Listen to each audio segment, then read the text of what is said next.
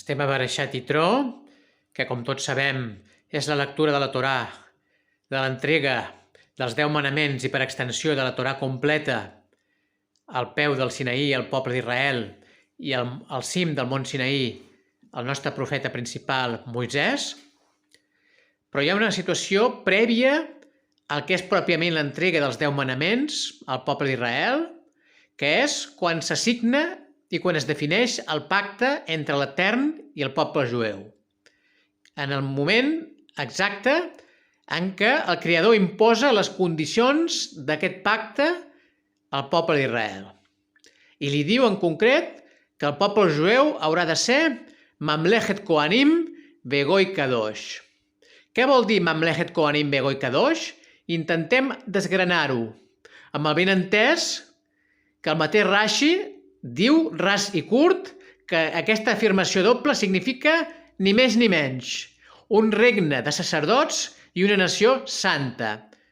Exactament això, ni més ni menys. Però ens atrevirem nosaltres a desgranar, a elaborar una definició més extensa de què significa ser un regne de sacerdots i una nació santa per part del poble d'Israel, que va ser aquest el compromís efectiu que va adquirir el poble amb el Creador. Regne de sacerdots, què pot significar? Doncs regne de sacerdots significa no només que els jueus seran els sacerdots de la humanitat, sinó que la nació en conjunt estarà organitzada institucionalment, políticament, etc., per fer aquesta funció.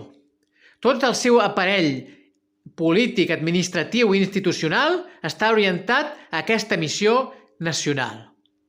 Això pel que fa a regne de sacerdots. I pel que fa a nació santa, significa que el poble serà distingit, separat i especial respecte a la resta de nacions del món.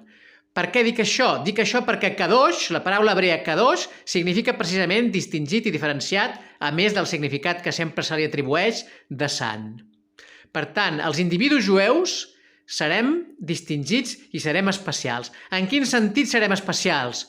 Doncs serem especials per la nostra kedushà, per la nostra santedat. És a dir, haurem experimentat un procés de transformació, un procés catàrtic de la nostra personalitat, que farà que siguem individus distingits de la resta de la humanitat pel que fa a l'aspecte espiritual i pel que fa a l'aspecte de la santedat. Així doncs, que el Creador ens ajudi a ser un poble, efectivament, un regne de sacerdots i una nació santa d'aquí en el futur, quan arribem a la Geulà especialment. Shabbat Shalom.